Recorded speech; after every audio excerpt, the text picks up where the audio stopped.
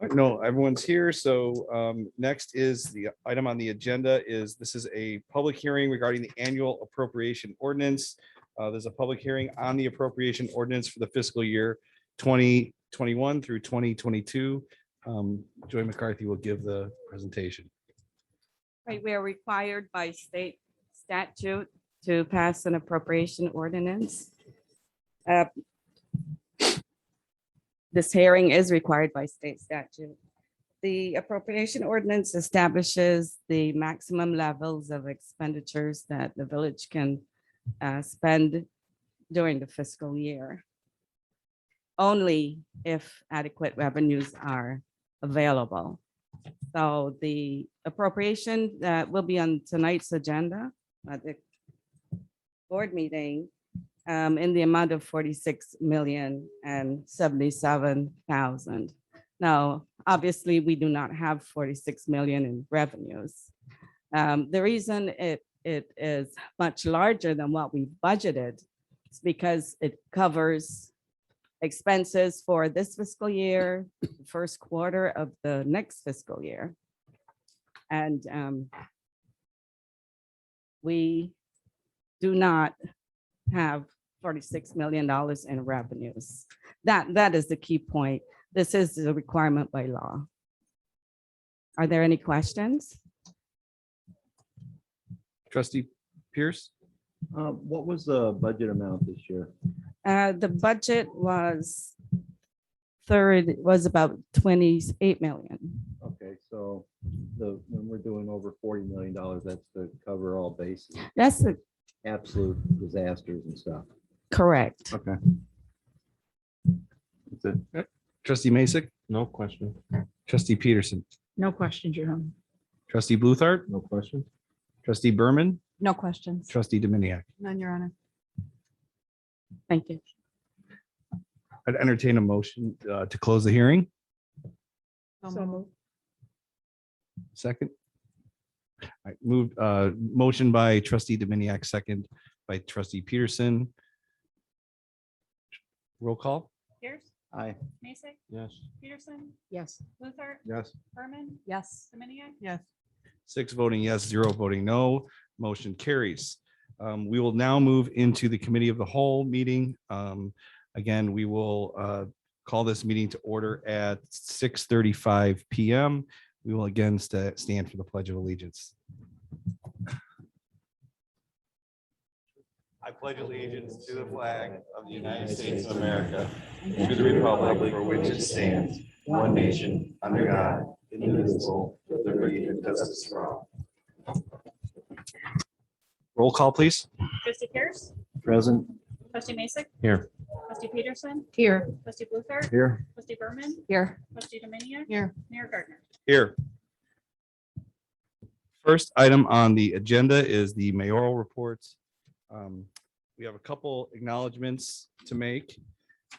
As you have previously heard me announce, Joy McCarthy is announced that she is retiring at the end of the year and has won many awards for her work as the finance director. So for one last time, we would like to acknowledge her hard work. So this is from the Government Finance Officers Association.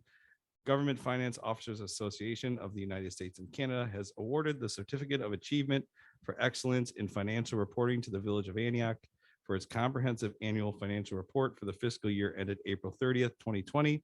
The report has been judged by an impartial panel to meet the high standards of the program, which include demonstrating a constructive spirit of full disclosure to clearly communicate its financial story and motivate potential users and user groups to read the report. The Certificate of Achievement is the highest form of recognition in the area of governmental accounting and financial reporting, and its attainment represents a significant accomplishment by a government and its management. So again, I'd like to acknowledge Joy. Thank you again for all your service. I know you've won this many times. How many years in a row have you been awarded this? Joy, you know? 14, and let's continue this this pattern with the next finance director. So thank you very much. Next item, acknowledgement. I would like to acknowledge the Oakwood Knolls Homeowners Association, which did a fantastic job in renovating their public park. And in particular, the association board and people that live there have told me that there's one family in particular that spent countless hours working on that project, and that is Emily and Daniel Henson, who are here in the crowd tonight. So I'd like to acknowledge them publicly. And also, their daughter Isabella was awarded they had a contest for the flag that would hang at the park. And Isabella, where's Isabella? Stand up. Thank you. And so I do have some photographs here that they gave of the park. If you want to come up here and grab those. And again, the village thanks you, your homeowners association and the residents. Thank you for all your hard work on this project.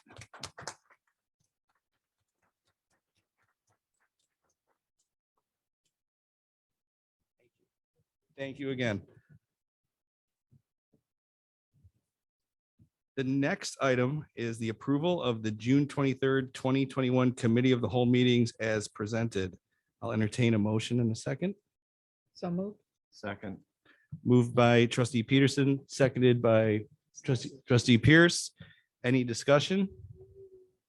All right. Roll call, please. Pierce, Aye. Mason, Yes. Peterson, Yes. Luther, Yes. Berman, Yes. Senior, Yes.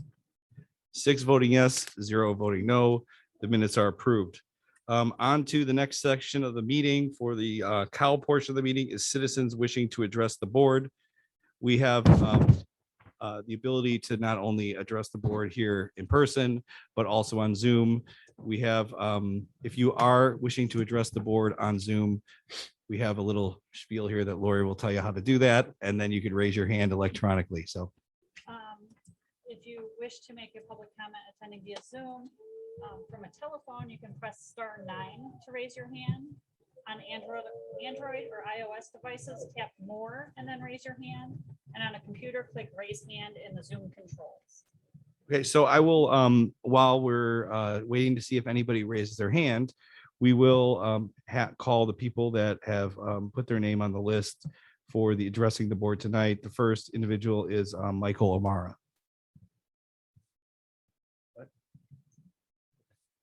Michael Mara, 114 Oakwood Drive, Antioch. Your Honor, trustees, thank you for this opportunity.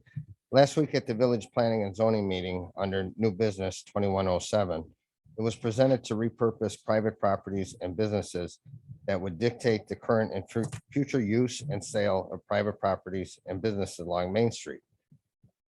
I'd like this board to address this repurposing and the use of the private properties and businesses along the Main Street corridor that was proposed, considering at this meeting, it was stated that the village staff was all in favor of this proposal.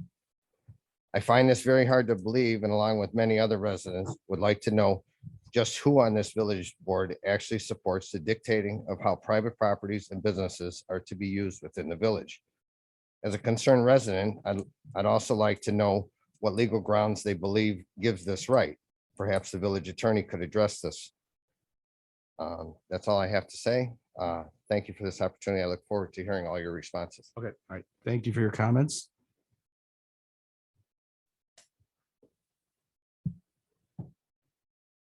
All right, next person that we have on the list for public comment is Christine Zabielski. So if you would like to come up and take the microphone, it's all yours. Hi, I think I'm out of order. Came here because of on social media, they said that there was a meeting about purchasing some property for a park over by Woodland Ridge here in Harbor. So I just wanted to make sure that if there were any questions, I'd be able to ask questions later. I'll step into this.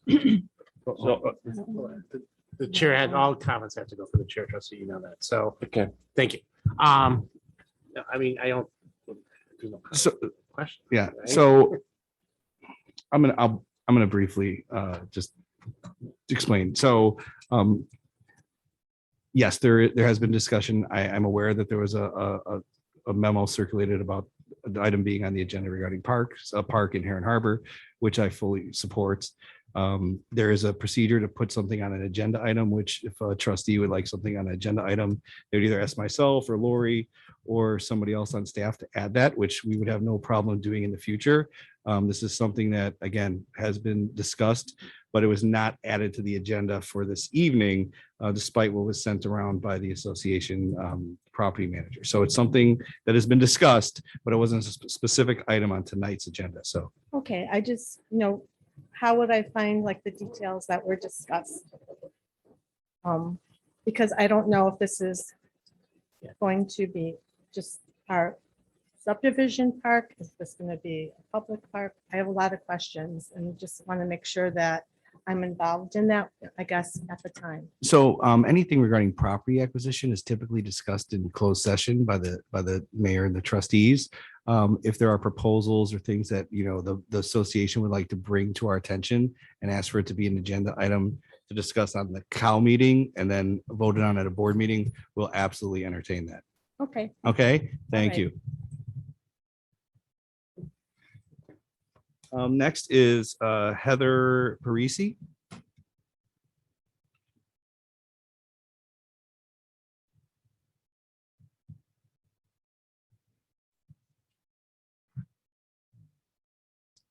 I'm Heather's husband, Jim. We were directed at our last homeowners association meeting to address the village board about, real simple, just a possibility of putting a garbage can along Bowles Road, the main entrance into Heron Harbor, just for like a courtesy for dog walkers and such. And again, the HOA said that would be something that they could not handle. So again, I don't know if this is the proper venue or time for this, if it should be new business or now, but so anyway, that's pretty simple. That's all I had. No, I appreciate it. Thank you for your. Okay. comment. What's that? And we made it, yeah, and the village administrator noted it, so we will bring that up. Thank you. There are some hands, I believe, on the Zoom. Rachel, how many? Okay. Good. Can you hear us, Mr. King? Yes, and I think the subject that I wanted to talk about has been raised, but my name is Stephen King. My wife is Connie. We live at 740 Woodland Drive in the Heron Harbor subdivision, the HOA 4 area. We moved here from Deerfield about 6 years ago. And our particular area of this subdivision seems to be changing. We've had a number of home sales here, and I think that the homeowners are trending younger and they're trending toward more children. And that's a great thing. We, even though we are older and our grandchildren are actually young adults at this point, we really enjoy the fact that we have a younger group of people here. But compared with where we lived in Deerfield, as we moved here and looked around, we wondered, where are the parks? What kind of subdivision is this that's been around for as long as it has, and that there's not a single park that we know of that's available for the children here. A member of our particular HOA 4 actually called on us, and we mentioned that to her. And she said, well, you can drive to a park. And I thought that was a strange kind of response to this interest in a public park that the children can walk to and enjoy. And that's been our experience in our past homes. And we just wanted to emphasize to the trustees that I hope you will give this issue your due diligence and your attention. Thank you. Thank you for your comment. Any other hands? So obviously this is public comment, not for debate, but I'll just briefly address two things. One, the first comment, That item is still being discussed at the planning and zoning level. So anybody interested in that first, Mr. O'Mara's comments can attend planning and zoning on the second Thursday of the month to address the planning and zoning board. And then if it comes back to the village board, it'll be on the agenda for debate and discussion. And then regarding the park, my girlfriend and her 6-year-old son live in Heron Harbor, so I understand the need for a park. So we discussed that. I mean, it's Mr. Trustee Masek has raised it many times, and the village board is aware that it is lacking a park. So we will be looking into both those items. So I appreciate your comments in that regard. Cheers. All right. So anybody else online, Rachel? Okay. So if that's it, we'll move to regular business. Those of you who were here for the open session, you're obviously welcome to stay, but I will not take offense if you want to take a moment to move on. Okay. All right, first item is an overview of the Hyper Reach program for community-wide notifications. This will be presented by Police Chief Gutchow.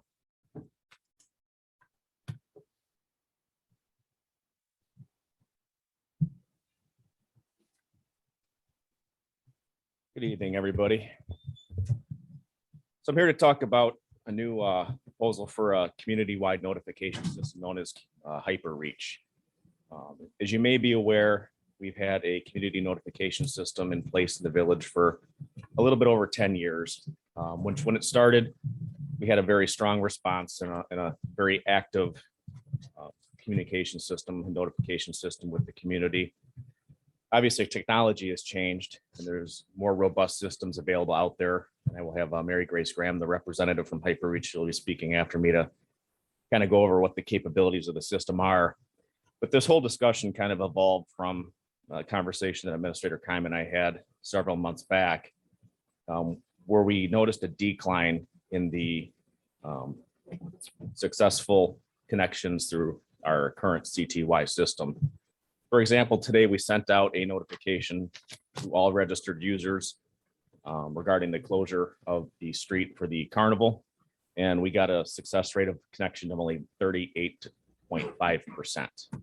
And that's out of about 7,000 registered users.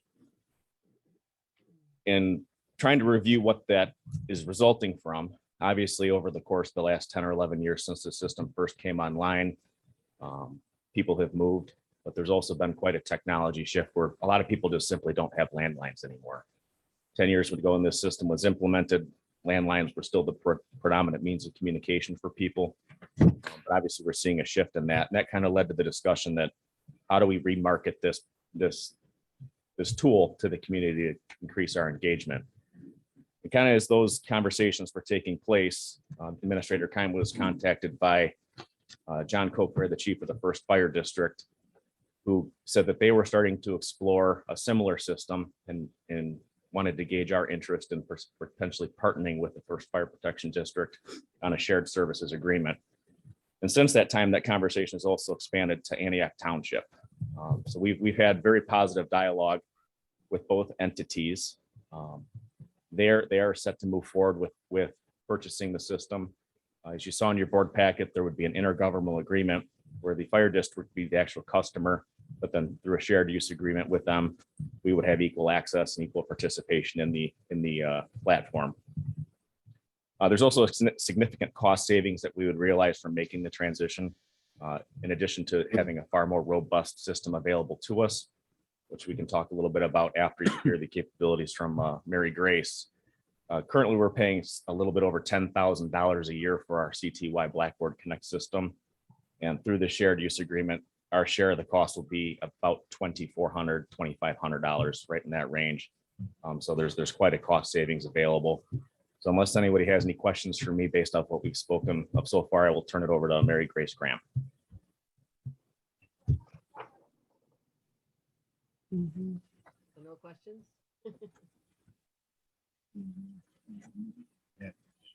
Okay, I'll go ahead then. I'm Mary Grace Graham. I'm with Hyper Reach Emergency Notification. And as the chief said, we've been talking for quite a bit about getting you guys started with a HyperReach emergency notification system. It's a little bit different from what you've had in the past. And what I'd like to do is go through a quick PowerPoint presentation to kind of go over some of the details of, I'm not going to go into great detail like I did with them when I did the demo for them, but just to give you an overview. And then if you have any questions, I'll have a little question and answer time at the end, and you can ask your questions and I'd be happy to answer them for you. So I'm going to try and share my screen with you here.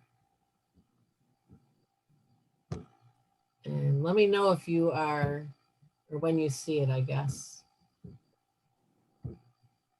Are you seeing that yet? Yes, we can see it. Okay, let me just start the slideshow now. Sorry, I don't usually use Zoom, so here we go. All right, so just wanted to present to you a little bit about HyperReach, why our clients choose us. And first of all, we have the HyperReach emergency notification system is a hosted solution, so it can be accessed online. It can also be accessed over the phone. And then in addition, you can access it on a launch app on your smartphone. So for those that are going to be sending out alerts, they can send them out very easily from where, whatever their circumstances are.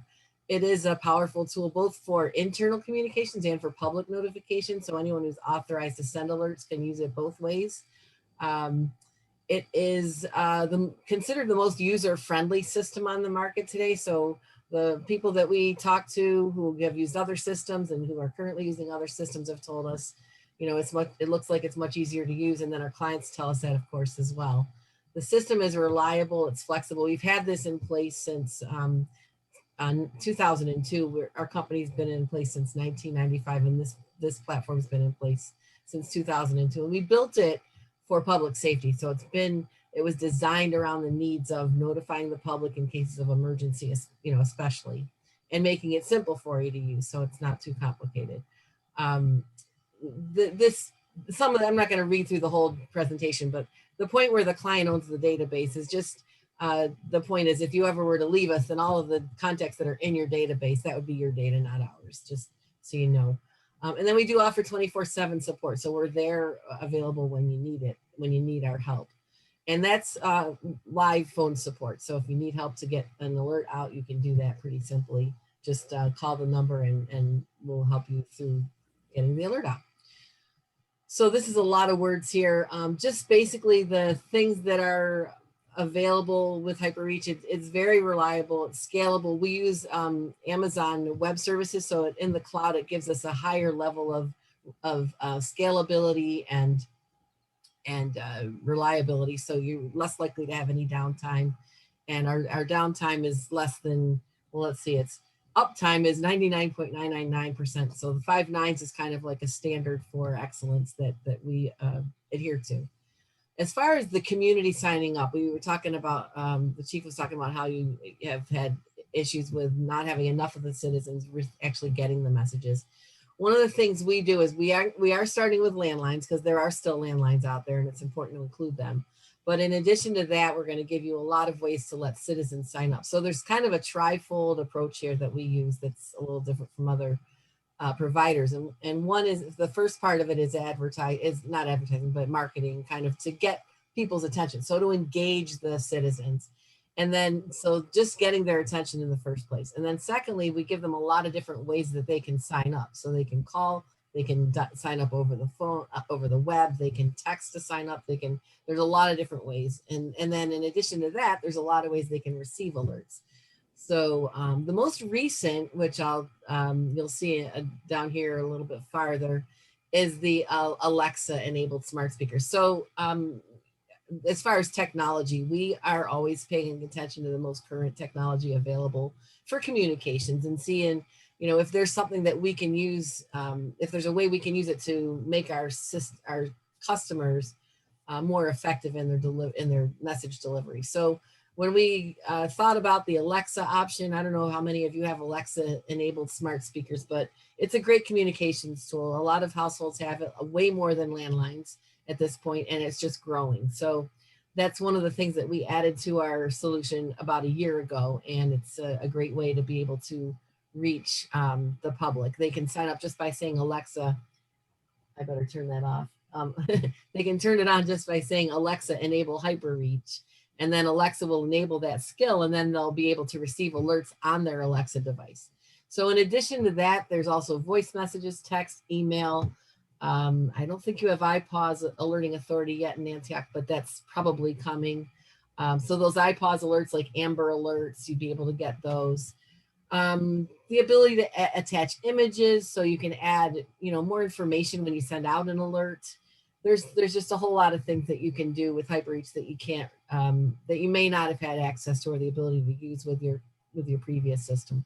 Down at the bottom, it talks about the smartphone apps. We have one app for the agencies that are sending out alerts, and then there's another app for the citizens to receive alerts. So once this system's up and running, anybody who is in the village, in the township of Antioch will be able to, so that includes all of the village and the fire district and everybody, will be able to receive alerts on an app on their phone. So they can sign up for any addresses that they want within the township, and they'll get those alerts when they go out, and it'll tell them which location that they're for.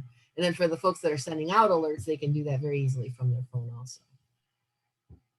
So then some other points, when they're sending out alerts, they can use they can select an area on the map that's going to target the people that are in that area. So whether it's landlines or people that signed up, they'll get that. We include automated weather alerts in the program. So the alerts that are important to you, we're going to include those. The National Weather Service sends them out, and we just channel them through our system so that they go to the people that they should go to. So that's based on their polygon, the storm polygon that they have set for the storm. So it shouldn't go to everybody necessarily unless you're all included in that area. So it should go to anyone who's going to be affected by the storm. And then some other points here. In some cases, you might send alerts that require a response, and there's ways of doing that with HyperReach. As far as internal context, the ability to manage the lists. Actually, the system will manage the internal lists for you if you use our dynamic list management capability. That's a little more complex to get started, but once you get it going, it's a lot easier to use, and it makes it simple so you don't miss people that are supposed to be on a list.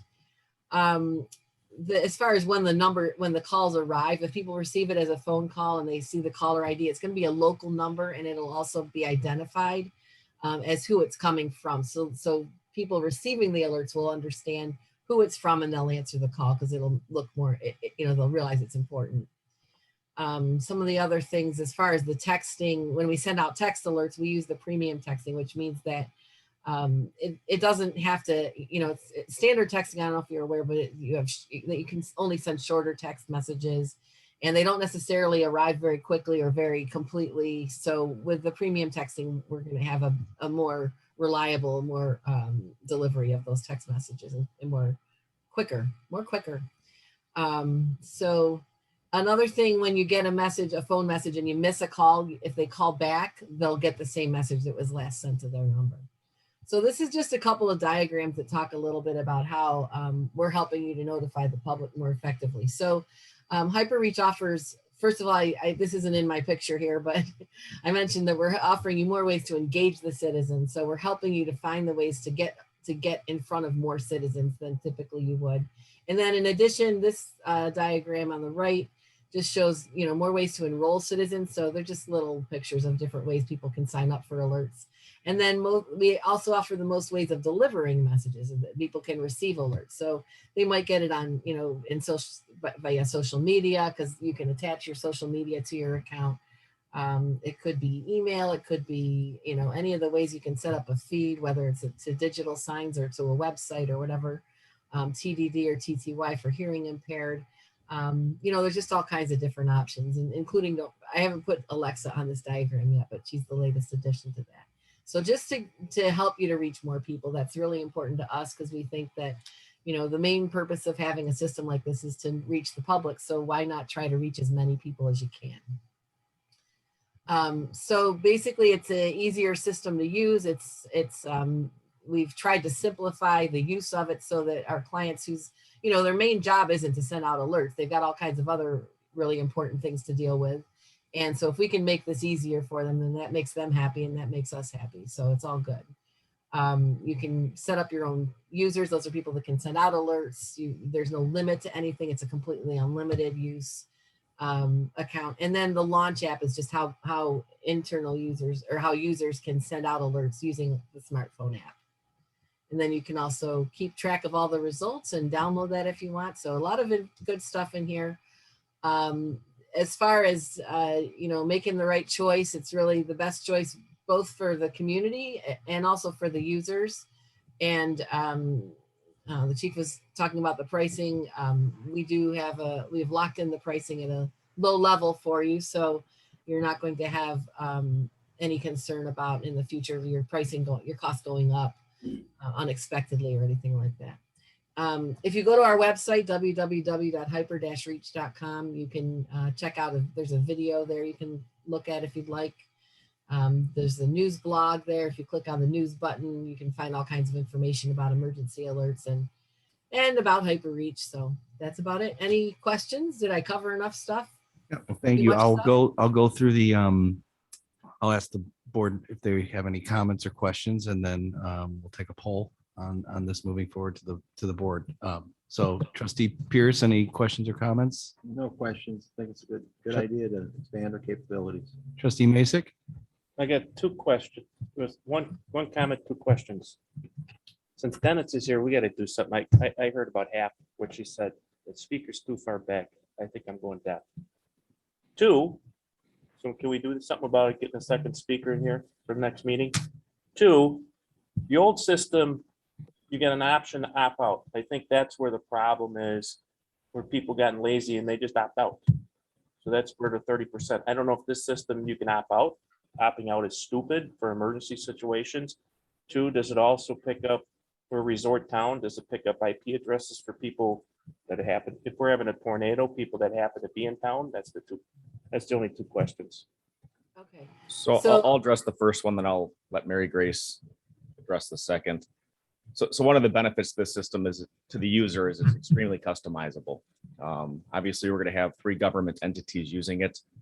The township and the fire district's primary interest obviously is in the weather and emergency alerting. But when you go on to register, you have the ability, do you only want to receive village alerts? Do you only want to receive fire district alerts? Are you just interested in emergency alerts? Do you want weather alerts? So it's very customizable. We've seen that through communications with some folks that at times they don't care if they're getting a phone call about, snow plows are going to be out. Some of the things we may communicate, or maybe they don't care if the street is closed. They want the emergency stuff, right? Or the things that's going to be impactful to them. So one of the big benefits of this is it's extremely user customizable, and our residents will be able to select what they want to see for alerts and how they want to receive them, whether it's cell phone, home phone, or, she mentioned the Alexa integration, or it'll link right to our social media pages. So people that are on Facebook may not want to get a phone call, it'll pop on their feeds and they'll be able to see it that way. But as far as your question on the IP tech side, I'll have to turn that over to Mary Grace. Okay, so as far as people being able to opt out, so they can actually go back and change their their selection. Typically, one thing that they can opt out is if they have if you're talking about their landlines. Nobody's allowed to opt out with their landline unless you give them permission to, and that's just because you have the authority to send alerts to their landline without their permission. So if you choose not to allow them to opt out with their landline, then they can't, and that's your prerogative. With their cell phones, they do have the option, but what we're really asking them to do is opt in. So we want them to give us permission to send them alerts, and we also like the chief said, they can also choose specific topics that they want to be notified for. And then with the emergency notifications, they can choose between them. They can choose, yes, I want emergency alerts to this cell phone number, or, as a voice or text, and they can choose how they want to get it. And then in addition, we have weather alerts that are going through automatically from the National Weather Service. They can choose more specifically how they want to receive those as well. So It's kind of up to them how they are going to receive them, but once they've signed up, most people don't opt out. Once in a while, you'll have people opt out, but usually when they do, it's because they moved or because they get annoyed because they're getting too many severe thunderstorm warnings. So if you get a lot of complaints like that, let us know, because there's things we can do. Sometimes if they're getting a lot of alerts that they don't need to get, we can adjust it so that they're not going to get those particular alerts that are, I don't know, it's hard to explain, but in most cases, they don't opt out once they've signed up. Does that answer your question? It was more of guess when they come in, if they're all voting, since we're going to be with the fire department, that they don't get trapped out on the chain. And it would catch their IP address on their phone. Oh, the other question. I'm sorry. Yeah, you had another question about that. So as far as the when you send out an alert to the public, using this system, it's only going to go to people who have landlines or people who have signed up for alerts. If they haven't signed up for alerts, then they're not going to get the alert. However, if it's an iPod, if they sign up for one of the topics, and that's one of the topics, then they can receive those alerts, even if they are not signed up for the other, for like emergency alerts or for weather warnings. The other point is the iPause. So if you want to reach everybody, whether they signed up or not, then you need to have iPause alerting authority from FEMA. And there's a process to go through to get that. And we work through that with all of our clients. I don't remember offhand I should have checked this, but I don't remember if you guys do have that already or not. But if you do, then it's a no-brainer. You just send out those alerts out as iPause alerts if it's imminent threat to life or property. And then it will go to everyone who's within range in the area that you select on the map when you send out that alert. So the people who need to get that alert will get it, whether they're local people or not, if they're in the area at the time. Does that answer your question? Yes. Okay. Thank you. Thank you. Trustee Peterson, I have no questions. trustee Bluthart, No question. trustee Berman, No questions. trustee Dominiac. The only question I have is that if something is germane to the village and not outside of the village, is there a way to manage that? So that if I'm living out, and I don't, but if I lived out in an unincorporated area, would I be getting village messages? That would be by your choice. Okay. So part of the package that we have seek to purchase as a group is 3 separate user, we'll call them accounts for lack of a better term. So we'll have a village account, there'll be a fire district account, there'll be a township account, and each of those will be associated with a different caller ID. They'll identify where that call is originating from. However, if a resident wants all 3 entities to be able to reach them, they could sign up. If they only care about village business, when they set up their user profile, it's just as simple as collecting village only notifications. Okay, thank you. And then the price for this is this 22,000 over 3 years. That's our share, or that's? No, that's divided by 3. So we'll be at 74.50 for 3 years. Thank you. That's all I have, Your Honor. Right, thank you. If there are any other comments, Scott? One thing that popped up, thanks to trustee Dominiac's questions. Is there a way when, like, there's something needs to go to everybody, they can be blended together, the messages, or does the person have to be selected on all 3 of them, then all 3 entities have to initiate the message? Does anybody know? Mary Grace, can you answer that? Yeah, I'd like to clarify that on the who receives what messages. So the way that it's determined which messages you're going to receive is that's actually based on the person who sends the message out. So each of the entities, although you are separate entities, and the village is not equivalent with the whole of the township, you'll still have access to the township as far as who you can notify. But when you send out an alert, it will say that it's coming from the village. So the caller ID will identify it as being from the village, but also you can choose which area, whether to just notify the village, in which case it'll only go to village signups and residents. I'm sorry to interrupt you. Is there an override entity that can, or does that have to, at that point, reach the IPOS service? that can override and send to everybody in the whole area. Yeah, so so authorized users can send alerts to everyone in the whole area. Okay. Whether they're village authorized users or township authorized users. They'll have the ability to do that. They'll have access to do that. And that's also the case with iPods. You'll have access to the whoever the authorized iPods users are will have access to the whole township in cases of imminent threat to life or property. And that's a federally regulated thing. It's not our thing, not our rule. All right. Any other discussion? I think we're probably ready to pull the board to move it to the next agenda.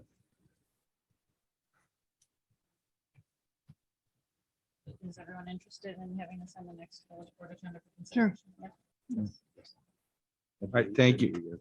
Thank you for your presentation. Thank you, Chief. Next item on the agenda is a discussion regarding food truck regulations and a proposed ordinance related to food trucks in the village. Thank We you. have Administrator Keim. Thank you, Your Honor. Because food trucks are a thing now, and our ordinance really doesn't have a good provision for regulating food trucks, where they can be, when they can be certain places. What we have in our ordinance really was designed for ice cream trucks that have gone through neighborhoods from long ago. As popularity of food trucks has become more and more, village staff has requested that the board consider an ordinance to help us regulate food trucks. And that's in your packet for the board's discussion and consideration. Trustee Pierce? The only question, I'm glad we're getting some sort of ordinance to control it. The permitting process is listed in here. How long should that take? Once they have everything, Once an applicant comes in and plops their application down in front of you and everything's in there that's correct, how long should it take? I would say 5 business days.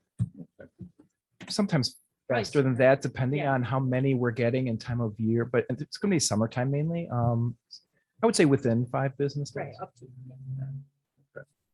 All right, thank you. Trustee Masek? There's a show called Curb Your Enthusiasm, the Spite Store. So 2 problems I see with this, and I'll pick on a coffee company, which I don't know how they make money, Little Bean. So you park a coffee truck in front of Little Bean and you sell it for 50 cents less a cup because they don't have to pay the property tax. They don't have, the sales tax goes back to the domicile wherever that food truck's located. So if they're parking it in a parking spot right in front of Little Bean and selling it for $1 less a cup, how does Little Bean stay in business? I think that's why you have an ordinance before you to prevent something like that from happening, to So- control that. So Right. you wouldn't have So- somebody undercutting another business or a brick and mortar business or Like- cannibalizing like the pools, concession stand or something like that. Chicago has tough restrictions to protect their restaurants. This is kind of not protecting our restaurants. Because you're allowing, there's no restrictions where you can't park a truck in front of Little Bean, any restaurant, and say, we're gonna sell a hamburger $3 cheaper, because we don't have to pay the brick and mortar prices. We don't have to pay the property taxes. We don't have to pay 60 people for help. So we'll be able to sell it half price. Yeah, I think that's something the board should be considering when they go through this. I think if the board wishes, you'll design this legislation any way you like to do whatever you want with it, within state law, whatever we can do as a non-home rule unit. So if the board feels that they want to be able to regulate in that fashion, this is your avenue to do it. And then on top of, anybody that's got eating on sidewalks, we make them put the village's additional insured. This didn't put that for additional insured. So the village is exposed. I thought that was in there. You got a certificate, but not additional insured. So that was left out. So everybody that's got sidewalk eating, they got to spend the extra $15 to put the village's additional insured food trucks, get a free pass. Well, that's again, something you could build into this. So I would not be in favor with restrictions. You can't be in front of, it doesn't make sense to not protect their businesses downtown. doesn't, I would never support, I would put more restrictions in food trucks just to follow Chicago. I couldn't see putting a coffee shop in front of Little Bean out of a truck. It just doesn't make sense. I'm gonna pick on Little Bean or put a lobster shop in front of any other restaurant in front of Oliveri's, park it right there, or sell popcorn to the theater so people can bring it in. You don't have to spend $5. So just doesn't make sense to me. And I think that, that's why we're trying to make sure we have some regulation on that. And the village attorney, obviously will note about the insurance and change those requirements. There are, specific permitted locations for operation in section 7 of the ordinance, which talk about different locations where it'll be restricted. One of those being directly in front of a property entryway, but I think we could probably beef up that language, to satisfy the board. I don't want to put words in the mouth of the village attorney, so I'll let him speak to that. Mr. Mayor, those were good words. We could add, Trustee Masek, whatever additional restrictions that you want to put, drawing your attention to section 7, page 4 of the ordinance, we can put in there, obviously within reason. But I think, and having only been to Little Bean once, I think that it would violate subsection G, is directly in front of a property entryway. And I know that was just a hypothetical. That was a hypothetical. Yeah, I no. picked on Little Bean, but just putting No, it, understood. just selling free, selling lobster, in front of the pet store Sure.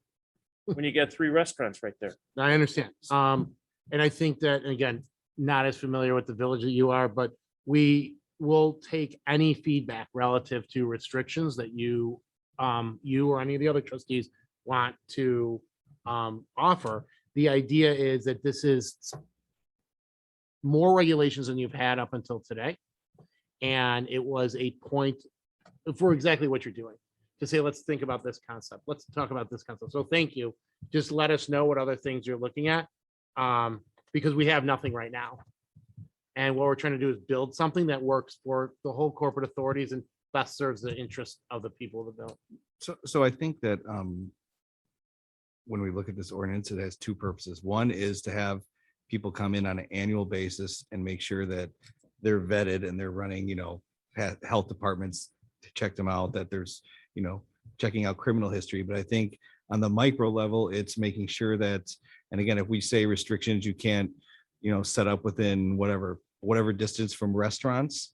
And then in those specific instances where they're going to be on park property within a restaurant zone, they'd have to get approval on an individual basis. I think that would, make sense as a 2-part regulation. Obviously, if somebody's having their kid's birthday party at their house, then we don't want to have to be, regulating every one of those. That would be, my understanding. No, but does it make sense that food trucks are municipal parking lots when we got that's? I think this is a quagmire. I think it's just bad. I mean, I don't, our restaurants struggle enough, as well as our businesses, especially right now, even finding people. McDonald's is having trouble finding people. So I think they got to be tougher. Maybe outside or downtown, food trucks are allowed. Trustee Peterson, any comment or question? I don't have any comments right now. Trustee Bluthart? The way I read this as written, obviously it's a rough draft, but there's only a license for a year. Is there any thought of doing a short-term license for like a special event? Someone wants to just come in for a day or 3 days, or do they have to go through this whole year license process to, if the HOA wants to bring them into an association or something else? And we discussed that a little bit at staff this morning. I think you can look at it either way. I think from my perspective, I would like to control the location on a daily basis. So we don't set a bad precedence. If somebody sets up by the Little League, when the Little League's trying to raise money through their concessions, you wouldn't want to damage that. So I think annually we want to make sure that they're, let's say, qualified. They have a sanitation, some from the health department, they clear background checks, something like that. But then on a daily basis, if they're going to be on village property or village right of ways, I think you want to control, from staff perspective, I think that's what you want to control. On private property, we don't have the same liability. So, like at the birthday party, or if an association, wants to have a food truck, in their subdivision for the evening, I don't think you want near as much control from They my would still perspective. be required to obtain a permit for that food truck, correct? Yes. They'd have to buy a permit for the year and go through all that just to come here for one night event. Yeah. Is that too, are you thinking that's too ominous? I don't know, but I'm just saying, I mean, we're seeing this, I'm seeing ads all over the place for HOAs and different groups having these food trucks in. And they're different food trucks all the time. So I mean, if you're gonna require them to do a permit for the whole year, I think you're gonna limit the amount of trucks that, or options people might be able to I see. use. I see. Because someone's not gonna go through all that for a one night Understood. event.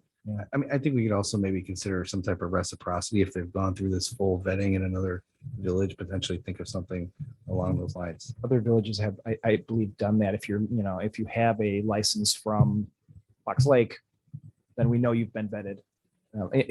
Some communities have done. But it's up to the board and how they want to craft this. I don't know anything else. Trustee Berman, No comments. trustee Dominiac, Just to follow on to trustee Bluthart, what would you, as I read these regulations, it's about health and safety. So even if they're only going to be here once, wouldn't you want them to still follow the same requirements? I think I'm not clear on what your concern is about an annual permit versus if they're just here once. I'm just thinking from a cost perspective or just limiting options. No, of course, the health and safety issues should be across the board. But if there was an expedited way of getting a permit or something for a one-time event versus the whole year, I mean, in here it requires a permanent application of a sticker on the window. If they're only here for one time, we're gonna ask these guys to do that.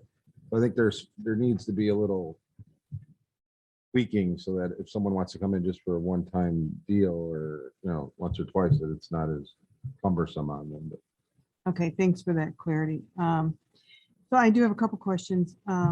You have in section C, or section 7, you're talking about, let me find it here. Public right-of-ways excluding routes 173, 83 south of 173 and north of North Avenue. I think I wonder if we shouldn't narrow that because there's no place for a food truck to park on 83 really past downtown or south of downtown. So I'm wondering if we shouldn't say up to like Wilton to Orchard because there's no other. I mean, I know you address it by saying you can't block vehicular traffic, but No, you're right. be a little more specific there. In fact, the state That's doesn't allow you one to thing. park on the side of the state highway anyway. Right. Are we gonna, and I don't know if these exist or not, but I'm sure there's an entrepreneur out there that would come up with the idea if they haven't already. Are we gonna allow margarita trucks or beer trucks, or is this just for food? And do we need to specify that we're not gonna allow trucks that sell alcohol? I didn't see it in there. I just saw that the vendor couldn't be using alcohol. yeah, so I know that the attorney is taking notes on all these suggested modifications. And I would suggest that any trustees that have any additional comments or concerns or additions to this would email the village clerk and the attorney to incorporate those. Or then, if there's support to move this to the next board agenda. And you may want to think about the liquor control ordinance, if you are to contemplate, people having the ability to have a margarita truck, that, I don't know if that'll be in this ordinance or in the liquor control. I don't know. Okay. And then the only other question, and I know you want to move on, but there's a blank here for the fee. Has there been any discussion about what the fee should be? Briefly. I mean, we did look at, the clerk did have a list of, I think some surrounding areas, and you were looking at a $50 to $100 annual fee generally, which, seems about right.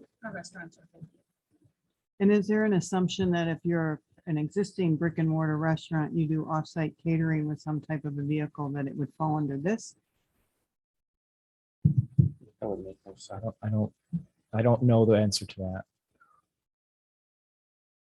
That sales tax goes back to the domicile. Their sales tax goes to wherever their domicile is. I'm not talking about sales tax. I'm just wondering if, do they have to have at least a permit to take some type of a vehicle? No, I would, I guess I think my answer to, if I voted on this, I would ask for that provision that they would go through the same process, because otherwise they could do what trustee Masek was saying, park and sell their hamburgers in front of another restaurant. Well, and I don't know if they necessarily have to pay another fee, another permit fee, but Oh. at least to follow the same regulations about a food truck, whether it's a truck or a trailer or a car. that's all falls under their domicile. They're all inspected trucks at their health department.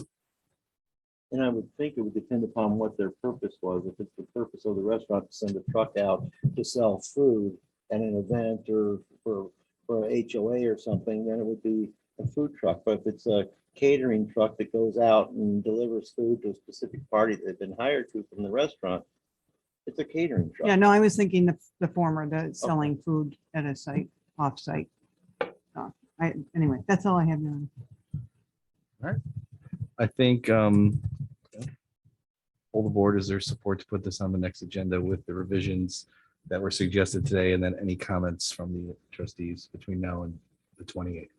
If you wouldn't mind, if you do have additional comments or questions, mainly comments, could you email those to me or Attorney Vasselli, so we can continue the discussion with as much thought into this as we can get. Thank you. The next item on the agenda is discussion of an ordinance amending Title VII, Chapter 3 of the Municipal Code of Antioch, establishing vehicle weight limits on several streets. Administrator Kine. Thank you, Your Honor. So this was request, I'm not sure who made the original request, but we certainly were responding to complaints of gravel trucks on Tiffany, coming down Lake Street, in other areas. And when there are gravel hauling operations, we're not just talking a truck, it was lots of trucks. So this would be a modification to your existing ordinance to put a weight restriction of 26,000 pounds. There's also a restriction on plate type, but it's really the object of this is to try to get the gravel trucks that are going through town and not to a location in town, to keep them on the main arterials, 173 and 83, and not have them on the local roads, the collectors. Honestly, they only save a minute or two, but we would want the ability to regulate that. The chief does have the ability to get scales out, and we talked a little bit about enforcement on this. But this is really what this modification is designed to do, is to get those nuisance vehicles off of our local roads. Do we have to post them? Oh, yeah, we'd have to post them, definitely. But to be enforceable, we need an ordinance. Trustee Pierce? That's it? Okay. Trustee Mason? No, this is the safety issue. Trustee Peterson? I just have a comment. Living on Osmond Avenue, right off of 173, they come up my street. So it would be, I welcome this. Trustee Bluthart? No comment. Trustee Berman? No comments. Trustee Dominiac? Of course I do. I don't know enough about trucks. What's an A, M, or B license? M is motorcycle. A and B are going to be your cars and your pickup trucks, vehicles. And when you get into different, I don't know all of the different plate designations, but there are a lot of them. But commercial vehicles typically are going to have a plate other than those. Those are the types of plates we get on our vehicles that we use, personally. So 26,000 pounds would be a semi. Yes. Okay. A fairly heavy semi. And they're not allowed. The only places they're allowed would be 173, 59, and 83. Well, you have other designated, this ordinance is not new. So you do have some designated truck routes in the village. There's a listing above. It's in section B. Okay, so all of these streets, you could have a semi on. Yes. Okay, so why are we keeping Toft on there? And Orchard? If our goal is to prevent them from using the collector streets to bypass going down to 173 and 83 or whatever, or taking 59 and going through town, what's to say that they can't? I know they can't get onto Lake Street, but so they go on Lake Street and then they turn on Hillside to go to Orchard. I mean, to me, we should be including Okay. Toft and I see what you're saying there. Orchard. We were kind of focused on the main routes they were using. But you're bringing up a good point there. How are you gonna get the Maybe waste? some of these other roads should also be excluded is what you're suggesting. Yeah, I mean, Waste treatment. do we need on Tiffany? Should there be, I mean, why would somebody be in a semi going to, I'm just trying to envision why you would be going up Tiffany with a semi. Go to North Avenue? Yeah, if they're getting, what we were experiencing is to avoid the stoplight. Right. They were turning on Tiffany, then east on North, and then north again on 83. So that's the route we Well, I mean, noticed. I guess I just raised the question, if we're trying to keep them on the arterials, should we let them go anywhere other than the state highways? Unless they're there for a specific purpose. Yeah, by permit, if they're local, if they're going to a local address to deliver concrete or gravel or whatever. Right. Yeah, I understand what you're saying. Or maybe we need to rework this a little bit. Especially if the only way you can get to some of these streets is by going on the ones we just eliminated. So yeah, that's kind of where we're going. Yeah, okay. thank Trustee you. Peterson, you got a question? No, I just had a comment to Mary's point, Orchard Street, there's a grocery store there. They would have to come down Orchard Street. Yeah, but it says in here that if they're making deliveries and that's different. I'm talking about the semis that are coming up 59 and they want to go north and Okay. cut through Okay. town. Understand that. They're heavy for our roads. Well, I agree, but I haven't seen that one. It's just my thoughts on it. I'm Yeah. not saying it has to be in there. I'm just tossing it out. Right now, or? No.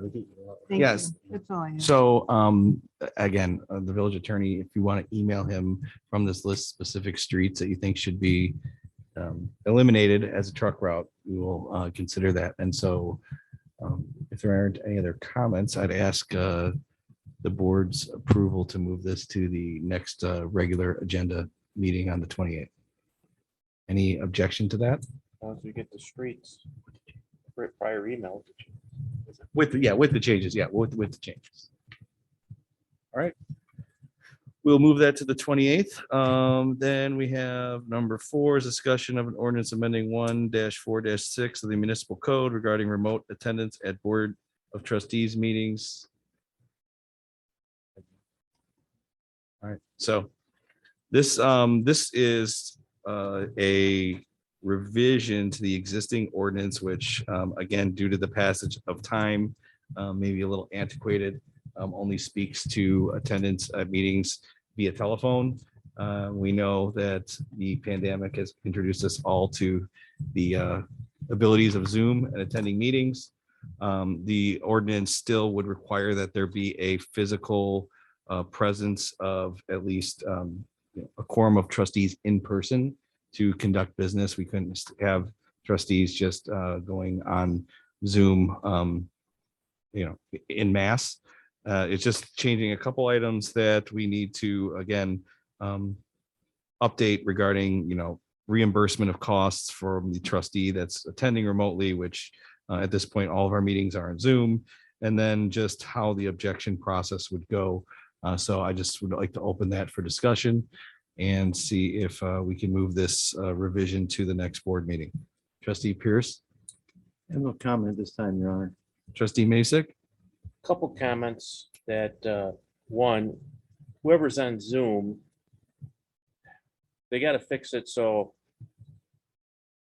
if you look up there, we're all small little ants. When someone's remote, they got the stage. So, I mean, you can't be, I'll use Conan O'Brien because he's got the big hair. You can't be Conan O'Brien up there when we're all little ants up there. And when you're on Zoom, you're the king of the meeting. So that process has to change on the technical end over there. Plus, then we got to get a speaker because whoever's on there, I can't hear. So all those comments I can't hear. Second, if you're on Zoom, you know, you got to put a percentage in there because there was a fireman that was on there and he got sanctioned because he wasn't making enough meetings. So people come down here, they sacrifice their time, and it's valuable to be here. And if you're not here, you know, and I know you can't take pay away, but you know, there's and someone made the comment over here, you know, everybody's got to make a living, but everybody made a commitment to be here. So where's the balance? And we never asked, well, you know, so that's got to be thought about. It's not in here. Where's the balance? So that's all I got to say. Trustee Peterson? And I believe I'm the one that made the comment that everyone should be able to hold an elected office and support their family and pay their mortgage and support their children. And when you limit people, we have the technology that people can attend this meeting remotely. When you curtail that, that cuts a lot of people right out of the field that could run for public office and sit here and serve. And I don't think that we have the right to do that, especially if we have the technology that allows these people to attend these meetings remotely. So I think it would be an injustice for us to put any kind of a limit on that. And if someone runs for public office and their job dictates maybe 3-4 meetings, maybe 10 meetings, I don't know, a year. But if they are here via Zoom and they are participating, I don't have a problem with that. And I don't think that we should curtail that at all. Trustee Bluthart? No comments at this time. Other than I agree with Trustee Peterson. Trustee Berman? I do agree with Trustee Masek on, in regards to when you have somebody speaking through Zoom. It is, at least right here, it's very difficult to hear. So, you know, like I said, adding a second speaker would be great. I think that would help a lot.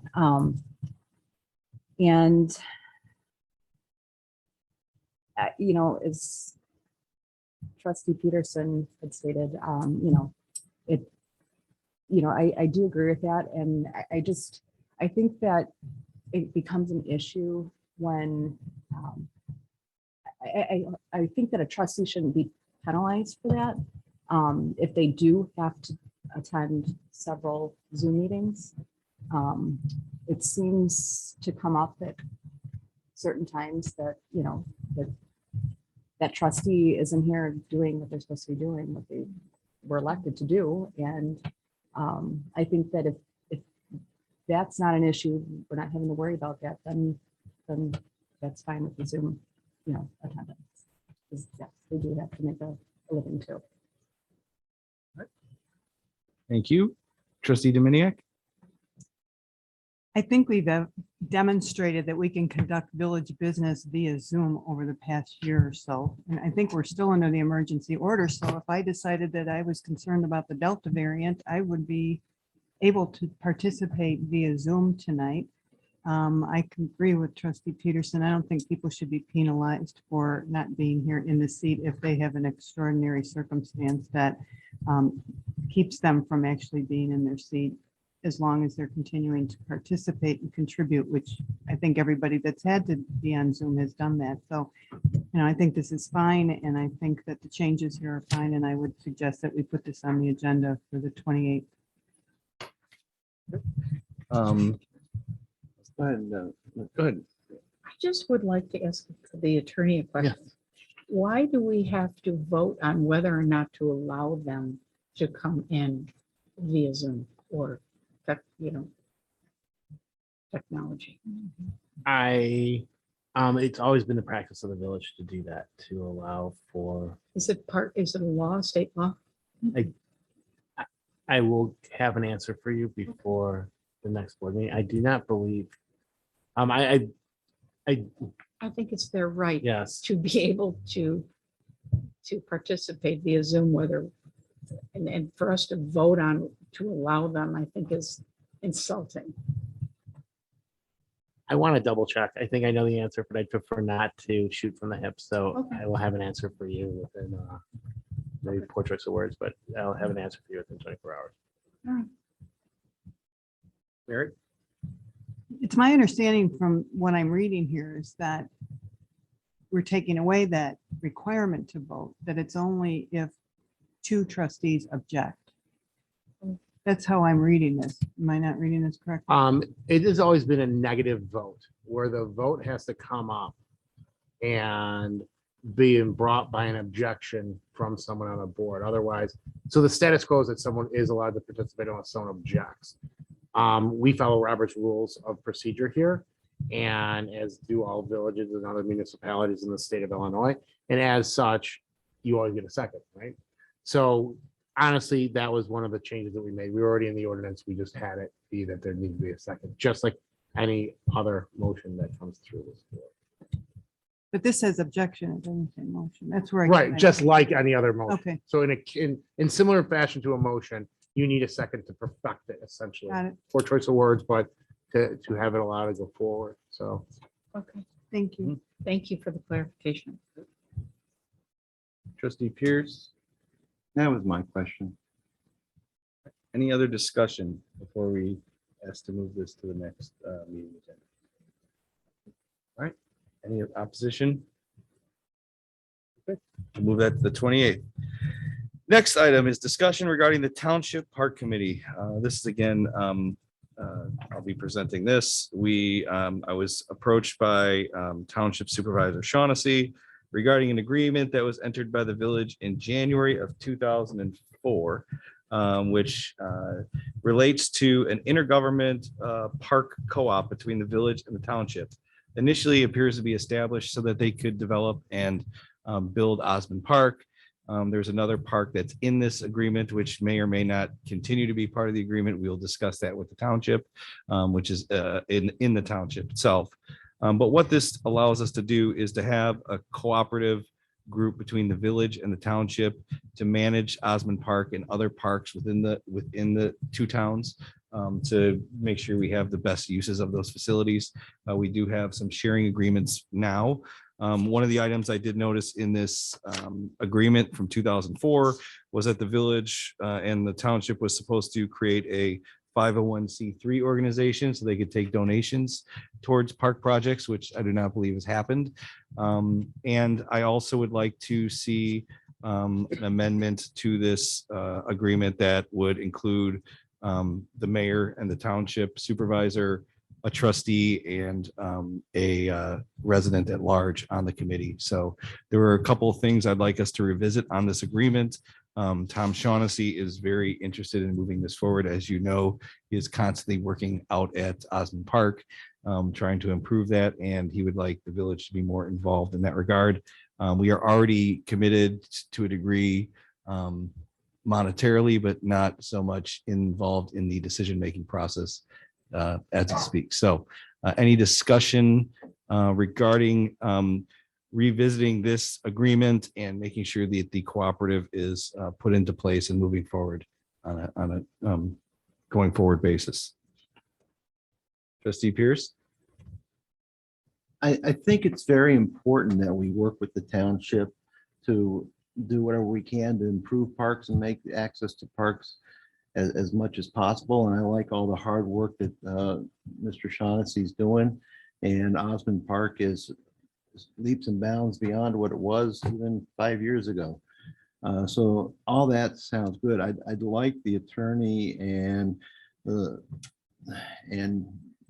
others, I'm not sure, the administrator, to go through this agreement that's here and make sure it's balanced. There's things in there that don't look quite balanced to me that maybe 20 years ago when it was originally written, they were balanced, but now yeah, it sounds like we're giving up a lot in here to get a fair share of the park. Sure. And we're sharing the cost. And we're sharing the cost and we're maintaining, the Parks Department's putting effort into coordinating and stuff like that. So I want to make sure it's fair to the village.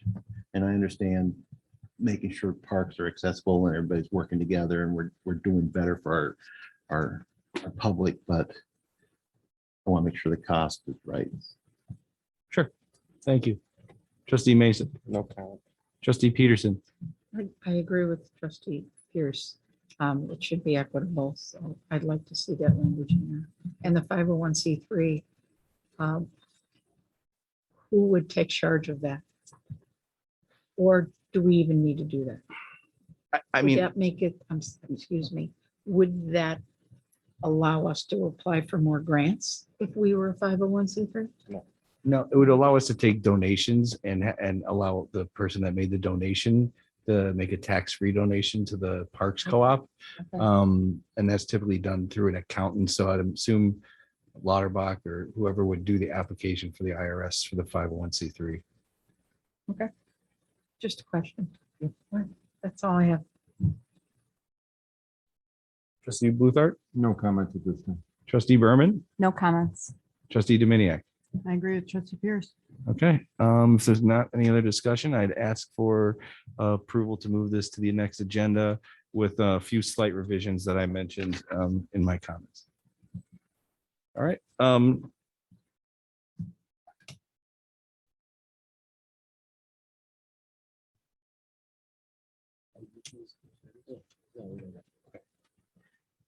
Next item on the agenda is for the Cal, last item on the Cal agenda is discussion regarding water and sewer billing penalties.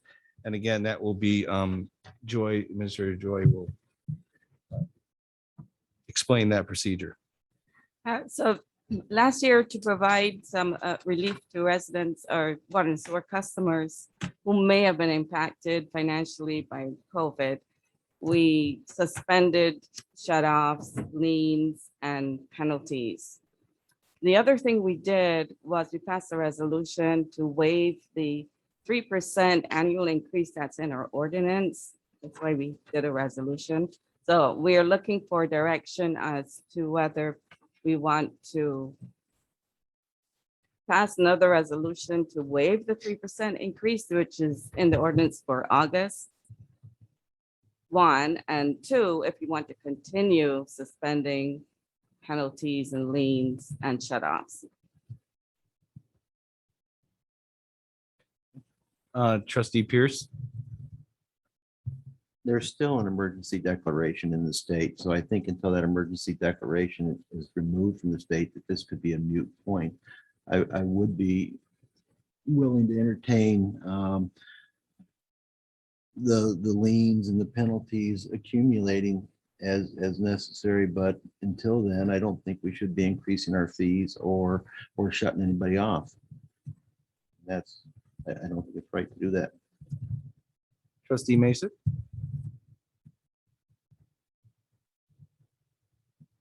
I'm torn on this one, but you know, we got a fiduciary responsibility toward infrastructure, which is deteriorating every day.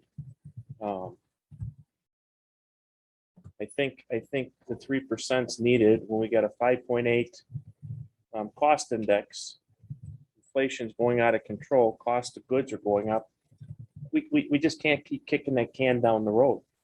You have to do it. I mean, if you keep doing it, then we're going to end up taking a bond out because we don't have the money to fix the infrastructure. You have to do it. You got to pay attention. 5.8 costs are going up. A piece of plywood's $83. So if you don't do it and something breaks, where's the money coming from? So anybody that says you don't have to fix your infrastructure, save money for infrastructure, it's just dead wrong. So I'm in favor of bringing it. It's time. It's time. We're coming out of the pandemic. It's time.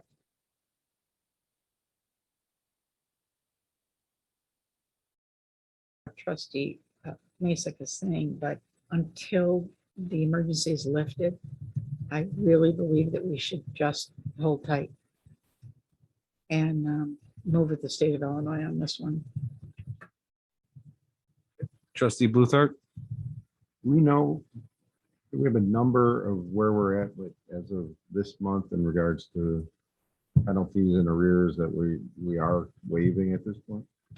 Yes, we have 107 customers who have about 3 or more late payments, or rather non-payment. That totals about 65,000.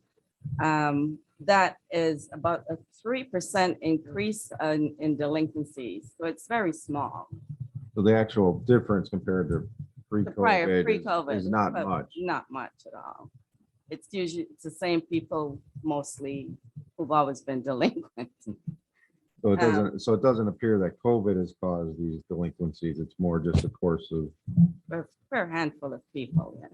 Oh, There are 12 customers, I have some more data here, 12 customers who owe more than $1,000, 40 who owe between 500 and 1,000. 6 were already shut off prior to the pandemic, and they've never turned the water back on. 22 of these homes are also rentals, so that's another factor to consider. I mean, based on those numbers, it sounds like we continue it, we're doing a feel good moment, but it's not really doing anything. Not having an impact from COVID on the numbers. So in my general opinion, it would be silly to continue it, but I would stand with the board if the board decided to go along until the state released their resolution, or the state of emergency. But it seems like we're just kind of doing it for do it. Trustee Berman? I agree with trustee Masek. I think that it's time, it needs to come to an end. Trustee Dominiac? What did we put in the budget? Did we put the 3% in the budget? Yes, because I think we did that before, we did this after we suspended it after. So what's the impact of the 3%? If we don't have that decided number. not to increase it by 3%, it would be helpful to know. how much. Yeah, I'll get that answer for you tomorrow. Joy, can I ask a question too? Is there specifically related to COVID, is there any type of plan in place where somebody can make a specific request regarding water bills, late fees, and, you know, just have to show some type of hardship instead of just a blanket hold up, you know? No, it was just a blanket decision that we made. Okay. So Trustee the- Pete- Could I speak to Yeah, that? sure. I know that there are monies through Lake County. The federal government gave Lake County money for people who were directly affected by COVID for shut-offs on utilities and rental assistance. So they have to apply for that. And through the townships, there are monies through emergency assistance. If you are going to get a shut off on your utility, you can go to the township, apply for that assistance, and pretty much get the bill paid. So that's one of the things the townships do that other government bodies do not do. And they do general assistance and emergency assistance for people for rental and shut-offs. So they could apply there. Yes, help that them was out. something we did pre-pandemic. We would refer anyone who said they had a hardship. We have about 5 agencies we would refer them to, right, for assistance. Okay, so maybe we go about and publicize that again on the village websites and Facebook, social media sites. So So basically, you're asking us 2 things. One is, should we continue to 3%? And the other is, should we continue to To waiving the suspend the, penalty? yes. I'd like to better understand what the impact of the 3% would be. So I know you're always really good at getting that to us the next day if you could send that out. Well, I would ask for support that we move this to the next board meeting for further discussion and action on it. Okay, any opposition to that? All right. Any other business before we adjourn the cow meeting? All right, I ask for a motion. Before, Move to Oh, just one quick question for the attorney, probably on process procedure. Sure. Since we've combined the meetings all into one night, the cow, and if we have a public hearing, then we have a regular meeting. I know it's tradition to say the pledge at the start of each meeting. Is there a way to do it honorably once in the evening instead of 3 times a night or 4 times a night? Obviously, we're all patriotic, but there's no requirement to even do the pledge once, so we could do it at the beginning of the evening and then allow that to stand through all the public hearings, the cow, and then the substantive executive meeting. thank you. We just, I'd like the board to consider that. I discussed that with them Yeah. before today, yeah. Because we have three essentially 3 times, so. Okay. All right, any other, I'll entertain a motion to adjourn the cow. Second. All right, motion by trustee Dominiac, second by trustee Peterson. Roll. Pierce, Aye. Mason, Yes. Peterson, Yes. Luther, Yes. Berman, Yes. Dominiac. Yes.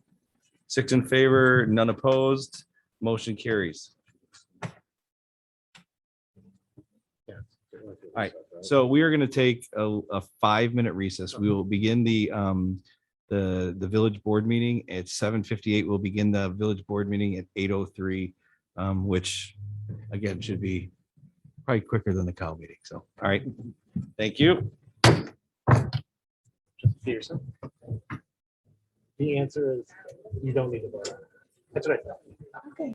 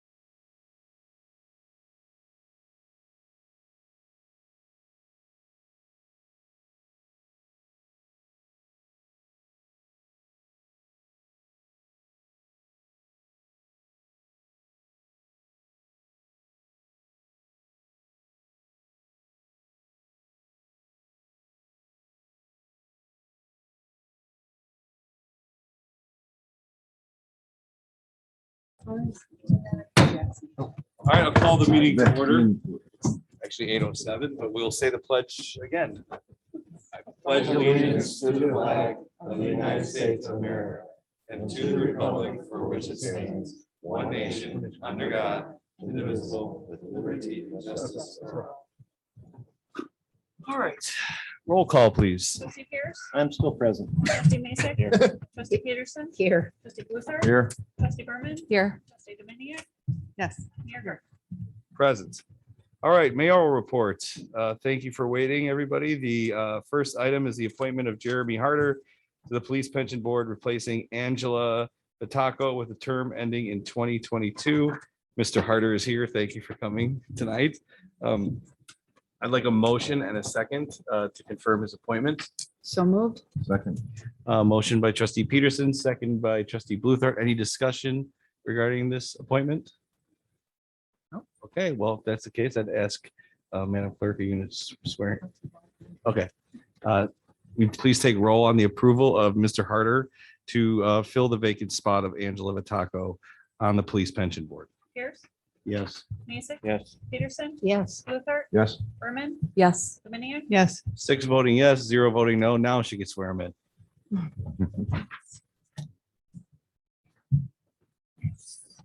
Oh, Sorry. mind your way.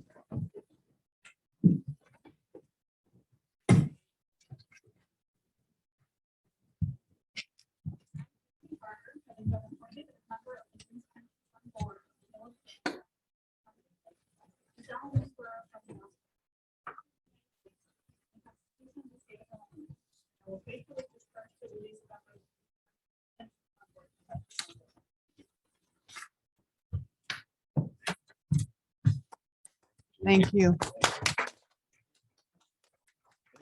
Thank you. Ask that in a year.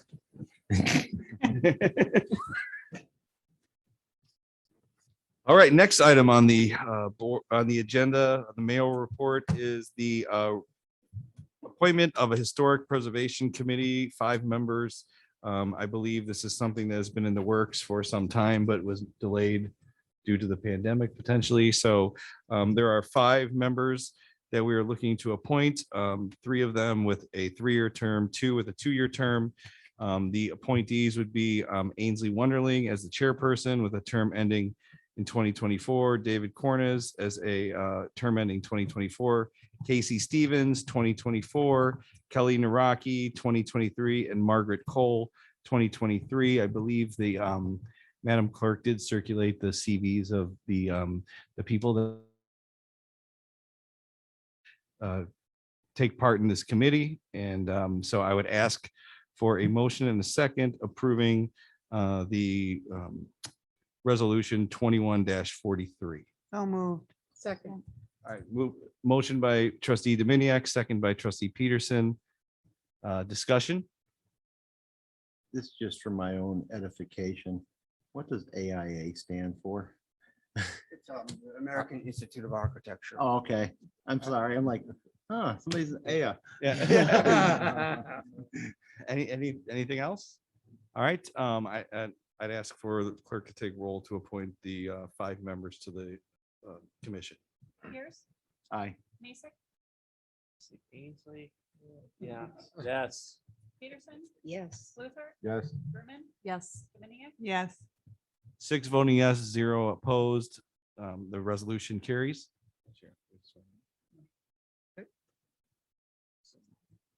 Okay. Well, thank you for being here. That was anticlimactic, huh? Do they have to be sworn in? No, she said no, I asked. Yeah, you don't need to be sworn in. So thank you for coming and we look forward to the work you'll be doing. Thanks for buying Thank you. dinner after. Thank you. All right, so do we have any citizens wishing to address the board this time? Nope, nobody on Zoom. Thank you for attending. Next is the consent agenda. We have 4 items on the consent agenda.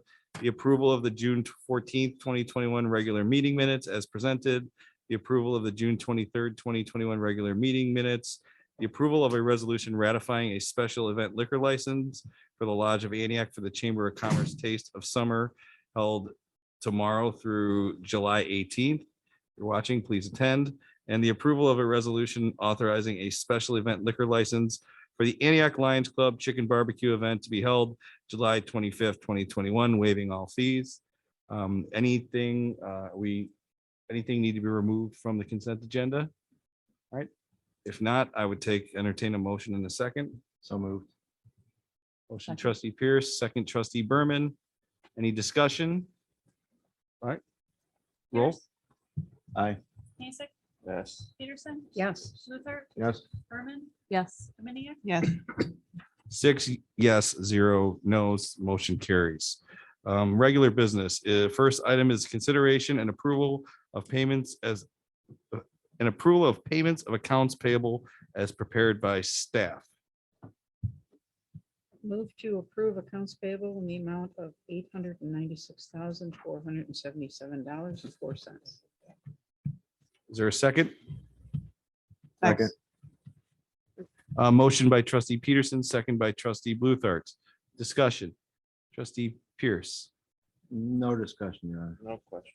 trustee Masek, no questions. Trustee Peterson, No questions. trustee Bluthart, No question. trustee Berman, No questions.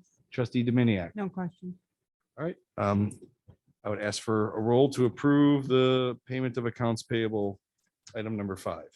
Pierce, Aye. Mason, Yes. Peterson, Yes. Luther, Yes. Berman, Yes. Dominiac, Yes, 6 voting yes, 0 voting no, motion carries. Next item is item number 6, consideration and approval of an emergency ordinance ratifying the mayoral virus emergency, ordinance number 21-07-17. I need a motion and a second, please. so moved, waiving the second reading. Second. All right, motion by trustee Dominiac, second by trustee Peterson. Any discussion regarding this item? No discussion. We'll take a roll. Pierce, Aye. Mason, Mason, Yes. Peterson, Yes. Luther, Yes. Berman, Yes. Dominiac, Yes, 6 voting yes, 0 voting no, motion carries.